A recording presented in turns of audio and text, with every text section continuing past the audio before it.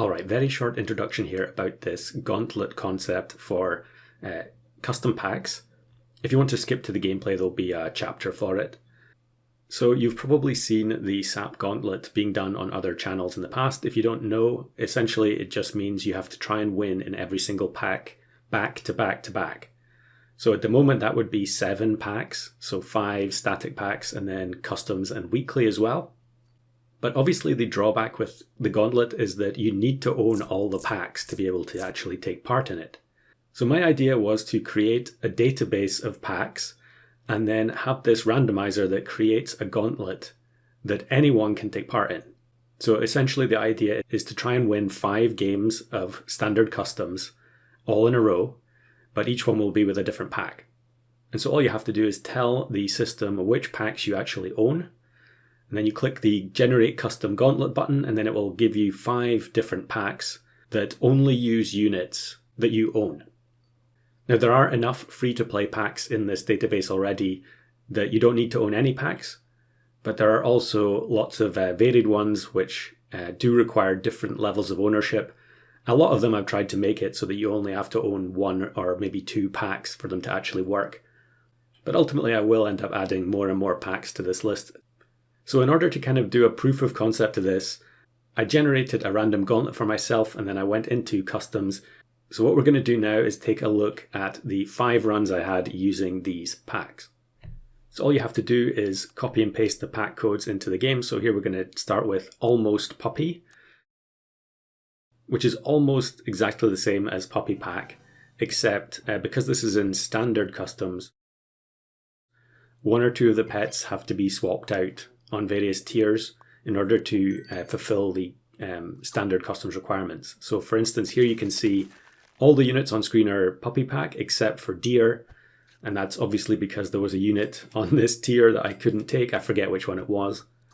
But otherwise it's mostly very similar to Puppy Pack, and so I think it's beneficial to have some packs within the random pool that people are generally familiar with, and so you have a better chance of actually competing with them. So with Puppy Pack you can obviously go for a toy build, which is what we're doing here. I'm just looking at the shop seeing, yeah, there was Dolphin there as well. That's obviously not in Puppy Pack except for via pilling Beluga. But I think we're going to be okay here, yeah. Weakness is still very good, obviously. So yeah, while this game plays out in the background, I guess we can just quickly talk a bit more about the Gauntlet in general. Now, I have attempted the Gauntlet in the past. It was a long, long time ago now. I don't think I got very far, maybe only 2 or 3 wins. And it just didn't really grab me, mainly because you have to play the static packs. And a lot of them I have exhausted all possibilities. And so, yeah, I just kind of, it wasn't really for me. But it is very enjoyable, or has been very enjoyable recently, watching the likes of RevGT going back to the Gauntlet. So I'll link some of his Gauntlet videos in the description. I highly recommend them. They're nice long form content, so you can watch a bunch of games back to back to back. But yeah, the Gauntlet is obviously getting harder and harder every year because they release new packs. So when Danger Pack comes out, suddenly the Gauntlet will not be 7 packs in a row you have to win, it will be 8. But I felt like in the customs environment, asking you to try and win 7 or 8 games in a row with completely different packs is pretty unreasonable. And so initially, at least, I've set the bar relatively low at only 5 wins in a row. But I think still getting 5 wins in a row with different packs is pretty tough in customs, unless they're all, completely broken packs. And I've tried to avoid putting any packs like that in the selection.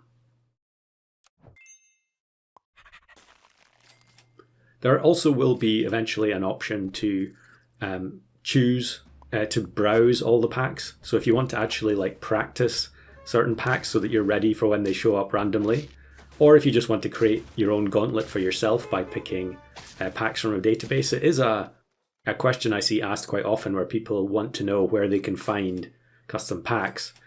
So yeah, what I'm going to do is just keep adding to this database, and there will be a large number of packs to choose from, even if you don't have any packs unlocked.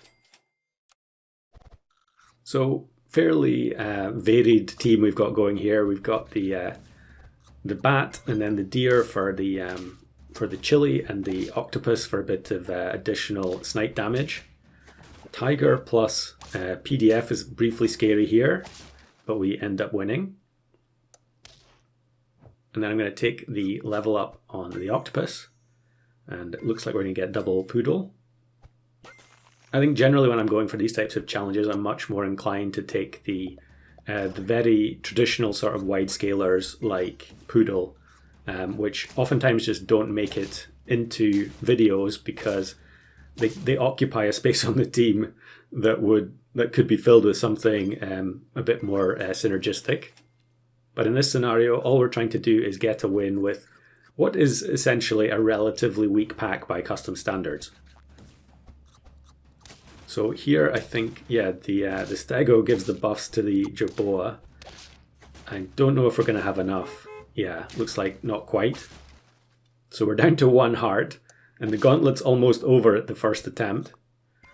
But of course, I'm showing this because we're about to win, and yeah, I don't know how many games I played until I got the first win with Puppy. One of the problems I have in customs is that I do tend to end up sabotaging a lot of runs where I, deliberately try to do something a bit different. So eventually I just settled down and started playing some very traditional SAP, and so we get the win in the first pack. So you can play the Gauntlet in any order you want, really. I know some people prefer to play in a specific order, do like Turtle Pack first and then Puppy and so on. But for the purposes of this, I think it's fine to just choose whichever order you're comfortable with. So the next one we move on to, and I'll put the pack names on screen as we go through. I'm not actually sure which one this is because when I randomized, I did get 2 different free-to-play packs. And of course, with the free-to-play packs, you do have a much lower range of different units. And so you're probably going to end up focusing on certain things more than others. And obviously with the free-to-play ones, in order to compete with non-free-to-play, you generally do have to take certain pets like Flounder. So almost all of the free-to-play packs that I've made so far will have some combination of these auto-take pets like Flounder. But yeah, I'm always open to suggestions if people have other ideas on what they think would make winnable packs in using any of the combinations of free or paid content. So I think Eagle Owl is another one which I found was very, very reliable for free to play. You can just keep it on the team indefinitely, or you can just save it up for a few turns and then pill it to get the permanent stats. I can't remember what I do in this particular run, but it looks like we're going to go for level 3 cow. Maybe that wasn't the smartest decision there. Because this is a free-to-play pack, we don't have waffle. So maybe I should have just waited there and hoped for actually getting a cow in the shop. Yeah, it looks like I'm going to give up. Okay, I see what I'm doing now. We're going to go for the level 2 Flounder and then use the chocolate milk in order to get the double level up. Or single level up rather, because the skunk is still going to be 1 chocolate away. And look at this, we get 2 more Eagle Owls. And I think maybe I'm actually contemplating taking Gorilla instead. So maybe this is the Hurt pack. And at this point, I don't really have any Hurt pets in the team, so I really wanted to try and lean into whichever theme had been applied for that particular pack design. And in this case, it was obviously trying to encourage the Hurt pets. So clearly, having Gorilla in there, plus there's also Hedgehog and Badger, so you could get some permanent coconut. Although clearly our Badger at this point is way too big to be pilled. So we'll take the experience from the alpaca, and then I think I'm going to bring in the gorilla and probably the cat to try and give the gorilla a bit of a head start. Maybe I could take the white tiger for a turn. Okay, doesn't look like it. Maybe I'm just going to keep the cow and forget about the cat altogether. Okay, yeah, that would be crazy.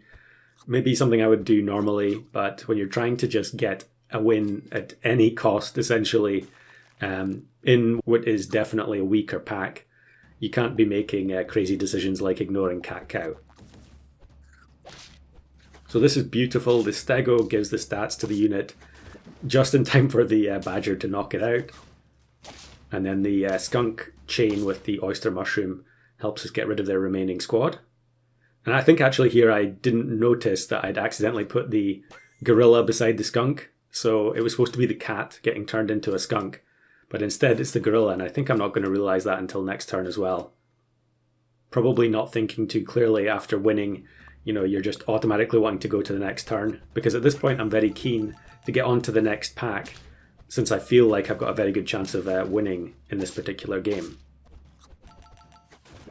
Axolotl spam, but it's still relatively early, so we're able to win. And I think now I'm going to realise that gorilla is in the wrong place. Yep, just move the skunk forwards.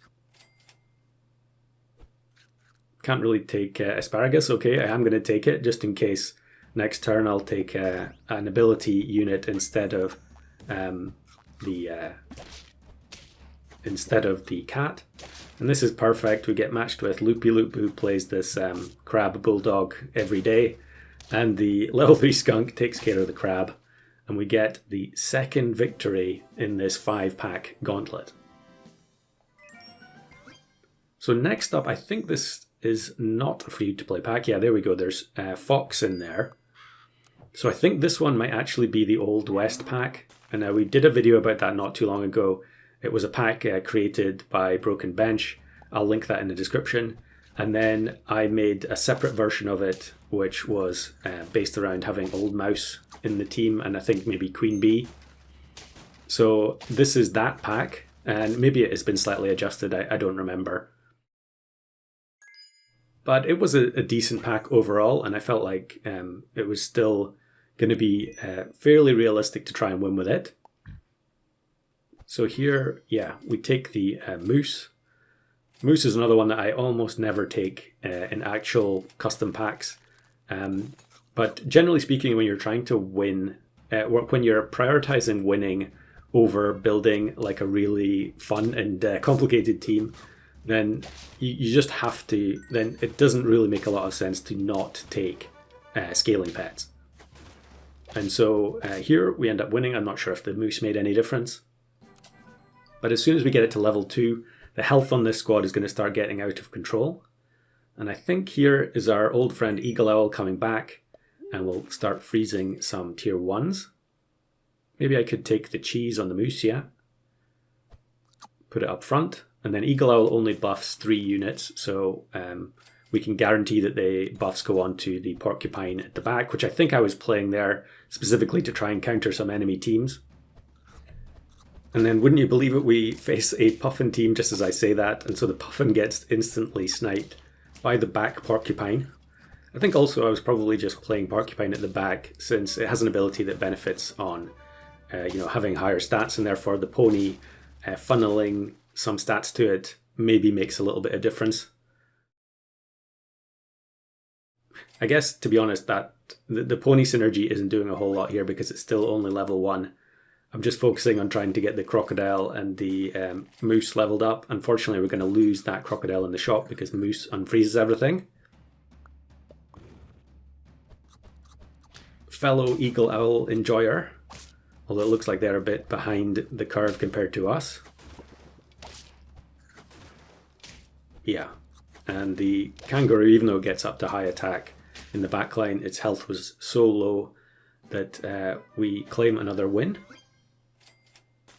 So yeah, we're kind of on autopilot at this point. We get the level 3 Moose. Can't remember the last time I had a level 3 Moose in the team. We do end up with some very, very lopsided stats here, but the Eagle Owl does significantly top up the attack. Did the Porcupine get to snipe back there?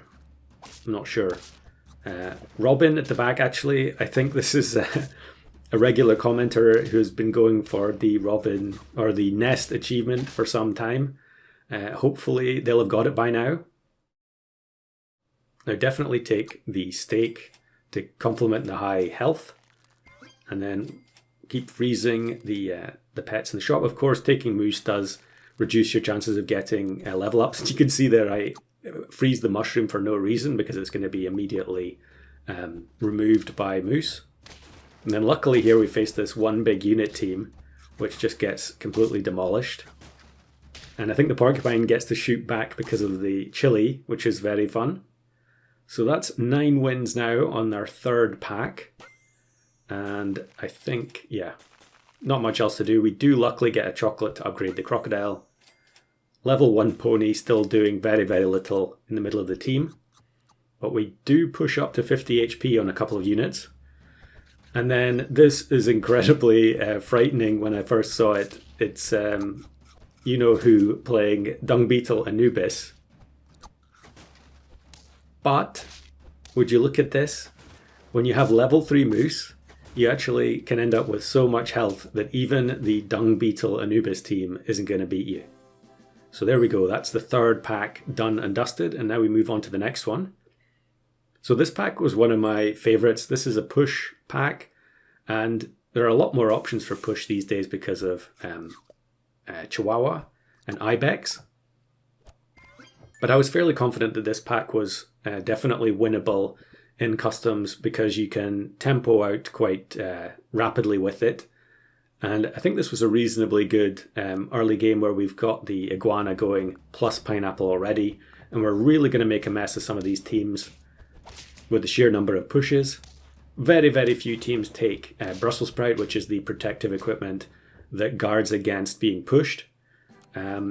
Which, you know, I guess it's fair enough. You understand why. There aren't that many people playing push pets other than, I mean, it's not a pet, but people do play eggplant fairly frequently. However, I still see hardly anyone take Brussels sprout. But definitely I should freeze the eggplant there, and I'm not sure why. I guess I didn't freeze the second platypus because I'm going to replace it with the saber tooth. This is absolutely beautiful. A lot of the units in this team are just going to get completely removed. And then I think, yeah, the lynx gets removed, and the monkey... Is the monkey going to get knocked out here? Oh, actually, no, we're going to lose. Okay, I'm completely confusing this with a different round. I've definitely had a few games against that tuna team where the tuna ended up being the only survivor. But I guess this one I didn't have the ibex, so maybe that's partly why we didn't get the win there. I also like the fact that ibex opens the door for playing eggplant on first position. So you can actually reduce the stats of what is generally the largest unit. There's another person, maybe they're also going for the nest achievement, but we're just going to completely mangle this team. And the nest does get to snipe with the egg, but very easy win. And partly that's why this team can win so quickly, is because a lot of opposing teams are just not set up to deal with it, specifically because it's so uncommon. Now I think I put 3 different variations of this pack into the pool. One of them has, I just called them, you know, push 1, 2, and 3, and each one requires more packs. So, you know, the first one only needs star pack, I think. But then I believe I added some more units. Yeah, we've got Panther in there because you can use Panther plus Eggplant. And maybe there's another push pet that I'm not thinking of. I'm not sure. But yeah, there are definitely 3 versions of the same pack. And this was probably the one that had the most options in it, which I guess in theory makes it the easiest to win with. But here again we get matched with Tom, our old buddy, old pal. Unfortunately this time we're not going to win. Turn 12, just a little bit of a bridge too far there. Now I think at this point I'm considering the albatross. Maybe I should just get rid of the saber and bring in albatross. Because I think the saber plus the summon, although it's nice to always have a summon to potentially break a tie, I think maybe, yeah, we're going to go for albatross. Although it does look like I'm going to keep the saber, which is maybe a bit sketchy. All we need is 1 summon team and we should be okay. This is not it, unfortunately. huge behemoth for turn 13, and then also massive dolphin, so that's going to put us down to lethal.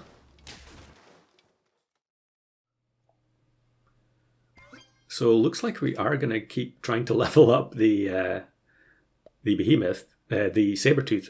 I'm sure Ibex must have been in this pack, but I'm not sure why we're not seeing it. We do get an eggplant, so we'll move the albatross to the back. Hopefully we can push a turkey or something. And then it's a summon team, so we can be pretty confident that we're going to win now. They get double scorpion from the storks, which is probably the worst possible spawn. And they're only going to be left with the parrot, which loses its melon as well. And yeah, I'm not sure what the parrot was actually copying there, but it is a victory for the push pack. So that puts us on 4 wins out of 4. And now we move on to the last pack, which I believe was another free-to-play pack. I forget what the theme was. I'll put it up on screen. I haven't done those graphics yet for this part of the video. But having played a lot of free-to-play packs this year, I felt relatively confident that I could win with this 5th one. And I think this one, yeah, most of them had seagull in them so that you could use these cycling strats with gelada and some of these other food pets. So here we're going to activate 2 geladas at once. And I've just kept Ox and Camel all the way. Normally, Camel and Ox are units that I just do not take in customs very much at all. Sometimes I put Camel in packs where I'm trying to give Spider the best chance of keeping me alive in the early turns. But generally, I don't like taking it. And Ox is the same. I've played a million games with Ox in Turtle Pack, and so it's generally not in my custom packs. But we're going to get another Flounder double level up here. So what's it going to be on tier 6? So we get some fine options. Cat, White Tiger, and Mammoth, my old favourite. Now, I think Cat and Mammoth are probably the most sensible choices here. It would be nice to take White Tiger though, yeah. So that's what we're going to do. Maybe being a little bit risky here, not playing the ultra traditional cat scaling. And it actually matches us here with another free-to-play person. White Tiger having just enough attack to make the skunk instant level 2, I think maybe made that a sensible decision. And the Ox and the Camel are fairly well scaled already. So I think, yeah, we take the level up here. Now the White Tiger is not going to go first. So we'll have to change the order. So I think I'll just make the White Tiger work on the Camel. Okay, I guess we just leave the other White Tiger for now and then we can deal with that next turn. Here's one of these buy-sell squads, although having the level 2 skunk should immediately take care of them. Yeah, those buy-sell teams, one of my least favourite opponents to face, but in the times when you've got skunk, it just, it completely flips everything on its head. That you suddenly, you're perfectly happy to get those teams because they're basically free wins. At least before they've conpetoed into something better. So I take double Cupcake there, which is incredibly unusual for me on turn 12. Again, we get matched with Loopy Loop's crab team, this time with a Margosaurus Parrot bringing back the stats on the unit at the front. And yet we actually win, presumably again because of the skunk. So now we're very, very close to getting over the line for the 5th pack. Now I think what I'm going to do here is try and go for like instant level 3 Harpy Eagle using level 2 White Tiger. Now here's a P.A.K.A. going for the Moby Dick achievement with Axolotl spam, so this is going to be an automatic loss, unfortunately.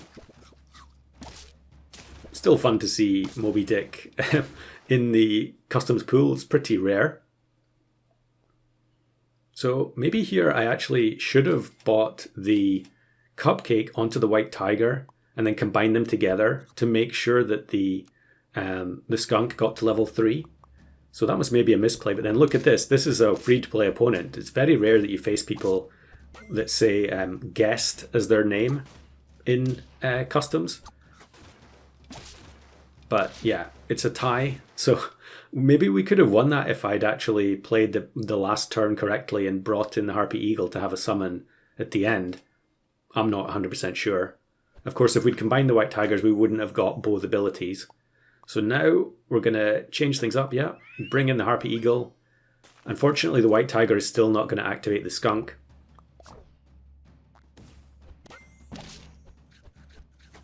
Yeah, unfortunately, an automatic loss to someone using this Nessie pill strategy, which hopefully will be gone in the next update.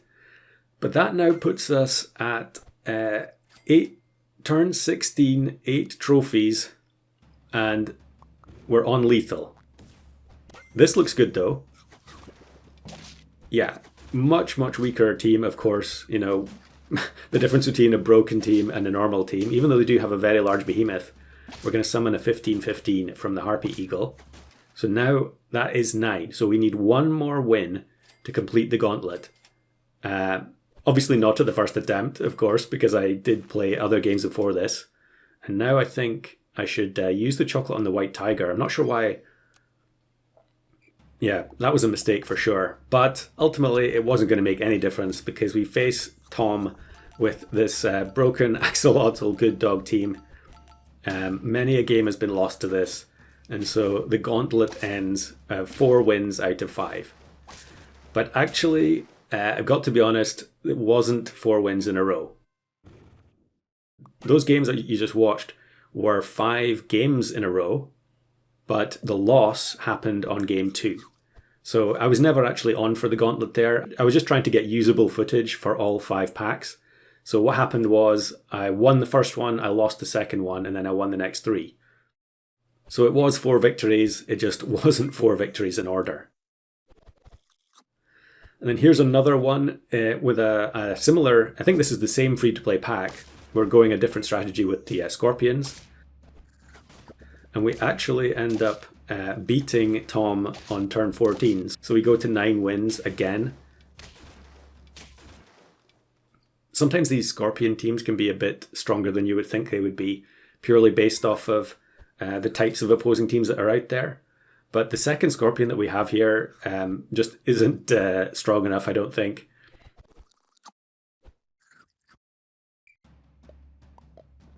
And we get matched with someone else going for an achievement, and they've got, huge units. But then look at this, they get the yellow boxfish from the Orca, and we end up losing by 1 HP, which is absolutely painful. If you want to give the Gauntlet randomizer a try, the link to the website is in the description.